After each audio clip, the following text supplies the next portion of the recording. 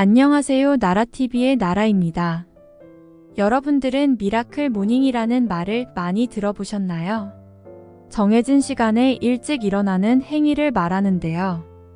이런 계획을 세워 일찍 자고 일찍 일어나는 습관을 기르고자 이런 말까지 생겨난 것 같습니다. 우리 구독자 여러분들도 일찍 일어나서 개운하게 아침 공기를 마시는 일상이 되었으면 좋겠습니다. 오늘은 북한에서 기자활동을 하셨던 분을 모시게 되었는데요. 북한에 대한 핵심적이고 중요한 내용을 전달해주러 오셨다고 합니다. 바로 자기소개 부탁드려요. 안녕하세요. 북한 평양에서 나고 자라 김일성 종합대학을 나온 북한 국방과학원 기자 출신 심지태라고 합니다. 한국에서도 엄청 유명한 김길선 기자님도 김일성 종합대학을 졸업하시고 국방과학원 기자 출신이셨죠. 저희의 대선배님이나 다름이 없답니다. 선배님이 지금까지도 주장하고 있는 부분을 토대로 그대로 전달하여 나왔습니다. 많은 분들이 궁금해하고 의문점을 가지는 부분인 북한은 어떻게 살아가고 있는가? 북한 주민들은 이 사회 속에서 어떻게 살아가고 있는지 크게 두 개로 분류해 볼 수 있는데요. 자세한 북한 주민들의 식량난은 1980년대 말부터 시작됐거든요. 북한의 많은 기자들도 북한은 회생 가능한가, 불가능한가 하는 기준이 딱 하나로 보게 되었는데요. 저들이 약속한 식량 배급 제도를 복구할 수 있나 못하는 가에 달려 있죠. 그런데 80년대 말부터 지방이 무너지기 시작해서 1990년대 초에는 국방과학자들도 식량 배급을 잘 못 받았었어요. 왜냐하면 식량 배급은 거주지 단위로 나가기도 하고 중심구역이 아니기 때문에 일괄적으로 식량 배급을 못 받았었죠. 그 상태에서 오늘까지 북한의 식량 배급 제도가 복구됐다는 그 어떤 증거나 들려오는 소식이나 상황은 하나도 없습니다. 북한 주민들도 지금 눈에 뵈는 게 없는 것이 사실이죠. 가장 중요한 의식주 중에 사람은 하루에 한 끼라도 안 먹으면 돌아버리잖아요. 당연히 못 먹으니까 미쳐 있죠, 다들. 북한은 어떤 필수품, 소비품 등 주민을 위해서 만들 수 있는 능력 따위는 아예 없는 나라입니다. 그렇기 때문에 그 모든 것이 중국의 싸구려 상품들로 밀매 거래로 먹고 사는 것이 되어버린 것이죠. 북한 주민사회는 저 체제에서 가장 확실하고 가장 자기 나름의 능력과 힘으로 살아가고 있는 겁니다. 세상에나 식량난에 대한 부분과 타 나라에 비해 북한 전체가 가난하다는 얘기는 들었지만 굶어 죽는 것이 제일 고독하고 비참할 텐데요.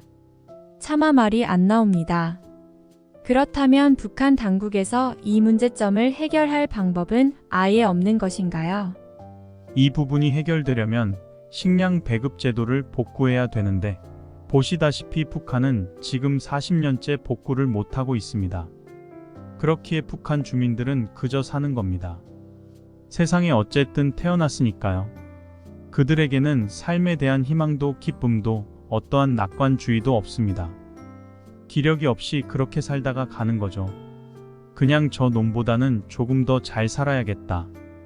대부분 이런 주의입니다. 현실과 최선의 타협으로 무기력할 수밖에 없는 것이죠. 이런 식량 문제는 국가가 책임져야 하는데 공산주의든 뭐든 제일 1순위가 되는 거잖아요. 김일성도 늘 말했습니다. 농사는 천하지 대본이다. 쌀로부터 공산주의 사회에 진입한다. 라고 했었습니다. 그래서 70년대를 기점으로 80년대 후반부터는 급격히 주민들을 먹여 살릴 수 있는 농업에 대한 정책은 싸그리 실패했죠. 70년대가 북한의 황금기라고 보거든요. 서서히 내려가다가 90년대에 뚝 떨어졌기 때문에 정신 차릴 새도 없이 그냥 당했기에 북한 주민들 전체가 그 원인을 모릅니다. 아시다시피 세계 밖은 전혀 못 봅니다. 무엇 때문에 식량 배급 제도가 처참히 망한지 김일성이 망친 걸 모른다는 거지요. 근데 또 어이없게도 김일성 족속은 인정을 죽어도 안 합니다. 그 말아먹은 주체농법을 아직까지도 최고로 칩니다. 이게 가장 좋은데 소위 간부들이 북한 주민들에 대한 사상 선동을 잘못해서 제대로 하지 않았고 북한의 인민들도 잘 움직여주지 않았기에 그렇게 된 것이다라고 마무리 지은 것이죠. 90년대 북한은 정말 심각했거든요. 많은 사람들을 모르겠죠. 저 어렸을 때도 길 가다가 10m에 하나씩 굶어 죽어가는 사람들을 제 두 눈으로 똑똑히 봤습니다. 대부분 어떠한 사람들도 제대로 거두지 못하고 장례도 못 치르고 묻었었죠. 그게 북한의 평양시만 제외하고 북한 전체가 다 그랬었어요. 다들 또 궁금하셨던 부분이 북한이 어떻게 3대 세습이 가능했었는지 많이 궁금해 하시더라고요. 김일성 족속은 늘 기득권을 향해서 한 말이 있었습니다. 동무들에게서 나의 신임을 벗겨놓으면 당신들은 그저 고깃덩어리에 불과하다. 이게 그가 기득권을 다루는 대표적인 메시지입니다. 그 대신에 걔네들을 다 먹여 살려요. 김일성 족속은 북한을 통틀어서 음식과 마실 것을 제일 독점하고 있는 것들이 지들이니까. 자기 체제의 유지에 용이하게 분배를 하지만 전체 인민을 먹일 건 없다 이거죠. 지 먹을 거랑 기득권층 줄 것만 있는 것이죠. 김일성은 기득권들에게 인민은 굶겨도 내가 너네는 안 굶기지 않는가? 그러니 너희는 이걸 봐서라도 나를 무조건 지지해야 한다며. 김일성이 간부를 버릴 때마다 수령의 신임과 배려를 저버렸다. 혁명의 배신자다. 이러면서 잔인하게 버리죠. 고위 간부와 높은 기득권이기에 더 비참하게 밟아버립니다. 여기서 기득권은 총 3분류로 나뉘는데 기득권에 들어가기 위해 김일성에게 충성은 하지만 자기가 호통칠 백성은 더 많다 이겁니다. 이런 우월감도 상당하고 그런 기득권에 들어가면 어쨌든 먹고 살 수 있거든요. 당 군정의 최상위 기득권. 이거는 가족까지 다 편하게 먹여 살릴 수 있습니다. 진짜 웃긴 게 매일 저녁 먹을 수 있는 맥주까지 공급합니다. 그것도 무려 아사히 사포로 이런 맥주를 내줍니다. 북한에서 맥주는 귀하거든요. 북한의 모든 인민들이 굶어 죽어가는 판국의 걔네들은 그걸 마시며 배를 두둑히 채웁니다. 비열한 것들이지요. 아무튼 핵심 기득권들은 이런 대우를 받습니다. 평범해 보이겠지만 북한에서는 평범하게 있을 수 없는 일이거든요. 그 다음에 중간 기득권은 어떤 직위에 따라서 본인 것만 줍니다. 가족은 먹여 살리지 못합니다. 그 밑에 하층 기득권은 기득권이라기엔 아쉬운 부분이 있습니다. 인민반장, 세포비서, 공장장, 직장장 이런 사람들이 있거든요. 평민이나 다름이 없어요. 사실상 받을 수 있는 게 없습니다. 그러다 보니 본인 것만 받는 이 기득권들이 가장 북한 실상을 제일 잘 알기도 하고 김일성이 붕괴할 시에 제일 많이 도망칠 수 있는 계층입니다. 그리고 현 시점 가장 중요한 김정은 권력이 무너졌다고 생각하는 이유는 숙청을 못합니다. 자기가 손때 묻혀 키운 최측근의 간부들을 제거하는 것도 권력에 힘이 있을 때 하는 것 같더라고요. 김일성, 김정일 때는 당연히 원 없이 제거했습니다. 김정은은 지금 그것도 힘든 상태입니다. 마음대로 하기는 한다만 북한에는 공개적으로 반기를 드는 기득권은 또 없어서 일을 안 할 뿐이지. 자기 뜻대로 일을 만들어 놓지 않는 게 김정은한테는 원수인 거죠. 근데 최측근 간부를 제거해봤자 대타가 없는 거죠. 자기가 키운 그 원천이 없기 때문이죠. 그러니 김덕훈이라는 그 내각 총리를 그렇게 욕이란 욕은 해놓고 버리지 못합니다. 같이 자란 그 연령대의 기득권이 없습니다. 말 그대로 인간관계가 없는 거죠. 독재 국가가 저렇게 오래 가는 이유는 그 모든 사람이 그 독재 체제에서 살면서 관습성으로 시스템으로 심어진 거죠. 그 공포가 서서히 자리 잡혀서 모든 북한 주민들의 제2의 후천적 사회 성격으로 되어버린 지는 오래죠. 김일성 때부터 내가 이걸 하면 죽을 수도 있겠다는 그 공포를 충분히 심어줬기 때문에 움직이지를 못하는 거죠. 모든 북한 주민들이 생각하기를 김정은이 겉으로는 멀쩡해 보이지만 토대나 기초가 참 부실한 존재인 거죠. 이걸 누가 무너뜨릴 수 있느냐가 중요한 겁니다. 김정은한테 누가 불 지르면 24시간이면 끝납니다. 다른 나라라면 반년 이상은 기본인데 말이죠. 그만큼 북한 체제는 다 김일성 족속의 충신 같아도 뒤를 딱 돌려놓고 보면 다 억울하고 다 불이익을 당하며 순종할 수밖에 없는 그 굴욕감을 안고 사는 사회입니다.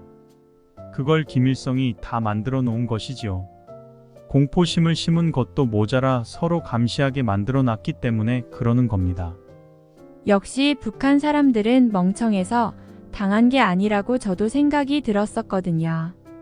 반세기 이상 동안 공포심을 그렇게 심어 놓았는데 한순간에 판도를 누가 바꾸느냐. 참 어려운 주제인 것 같습니다. 그간 북한에 대해 공부하면서 누가 봐도 억울하고 말도 안 되는 일에 복종하는 북한 주민들이 참으로 안타까웠었는데요. 오늘의 핵심 주제인 엘리트층일수록 북한 체제에 대한 불만이 많다고 하는데 이게 사실인가요? 네, 엘리트층은 독재 체제 내에서도 엘리트는 엘리트입니다. 공부를 했기 때문에 사건 하나를 분석하는 것도 일반 사람들하고는 다르죠. 북한 나름대로 인류 대학을 나왔다는 종합대학이라든가 김책공대라든가 이런 중앙급 대학들은 다 압니다. 근데 이 사람들이 안다고 해서 자기 마음대로 못하는 원인이 계급적 토대가 좋아서 자신의 부모가 기득권에 있기 때문에 부모의 신임이 자식의 머리까지 흘러내려서 나도 저 사회의 골간이 되라고 그 대학에 보냈다는 것을 다 알고 있는 겁니다. 북한 모든 중앙대학을 가는 건 한국에서는 공부를 잘하면 좋은 대학을 가잖아요. 북한은 좀 다릅니다. 한국처럼 공부를 잘할 필요가 없어요. 오직 제일 중요한 첫 번째는 계급적 성분입니다. 계급적 성분은 자기 아버지 지위에 따라서 결정되는 겁니다. 그렇기에 수직으로 수평으로서의 연계성 때문에 입을 다물고 사는 거지요. 북한에서 입 잘못 놀리면 망하니까요. 그 공포를 60년대 당시 북한 주민들은 다 본 거죠. 종파 제거 투쟁할 때 말입니다. 그리고 여기서 다른 하나는 무엇이냐면요. 김일성 족속이 우리 김일성의 머리는 종파 놈들 때문에 휘어졌습니다. 라며 종파를 이 잡듯이 때려잡은 기초 위에서 종파잡이를 한 그 모든 이유가 북한 전체 주민사회들은 이 종파가 김일성이 인민을 위한 지상낙원을 건설하는 길을 반대한 줄 알았던 겁니다. 그렇게 선전하다 보니까 종파가 있으면 그 길로 가는데 아주 파장이 일고 뒷다리를 잡아당기고 정치권이 분주하고 나라가 안정되지 못하며 될 일도 안 된다고 생각한 거죠. 그러다 보니 뭔지는 모르겠지만 종파는 잘 때려잡은 것 같다. 이렇게 된 겁니다. 하지만 다 때려잡은 다음에 개인 세습 독재 체제로 나가면서 종파 때려잡고 나머지 그 기운으로 70년대를 넘겼지만 그 이후부터는 다 내려간 거죠. 북한 엘리트들은 전부 다 압니다. 말을 안 하는 것 뿐이지요. 북한의 실상은 북한 사람들이 제일 잘 알고 뼈저리게 느꼈기에 이것저것 얘기하기엔 입만 아픈 겁니다. 이미 이 나라는 글러 먹었다고 생각하는 것이죠. 저 또한 그렇게 생각했기에 목숨을 걸고 탈북한 거지만 제 인생에서 제일 잘한 일이라고 생각합니다. 그렇게 야만적인 나라는 또 없을 겁니다. 다들 하루 빨리 통일이나 됐으면 좋겠다고 생각하는 게 지금 북한 현실입니다. 무기력해진 지는 오래지요. 할 얘기가 많지만 너무 길어질 것 같아서 다음 영상에서 들려드려야 할 것 같습니다. 북한에 대한 이슈가 요즘에도 많이 화제가 되고 있어서 정말 다행이라는 생각뿐입니다. 여러분들의 관심이 정말 중요합니다. 제 이야기는 여기까지이며 들어주셔서 감사합니다. 네, 지태 기자님의 중요하고 자세한 정보 들려주셨는데요. 여러분들의 생각은 어떠신가요? 저는 너무나 유익한 역사와 정보를 들은 것 같아서 너무 좋았습니다. 많은 사람들이 알아야 할 사실이 아직까지도 일이 많이 남아있다니 충격적입니다. 북한은 까도 계속 실체가 나오는 것 같습니다. 그만큼 밝혀내야 할 사실이 많다는 것이겠죠? 오늘의 영상은 여기까지이며 구독과 좋아요 부탁드립니다. 감사합니다.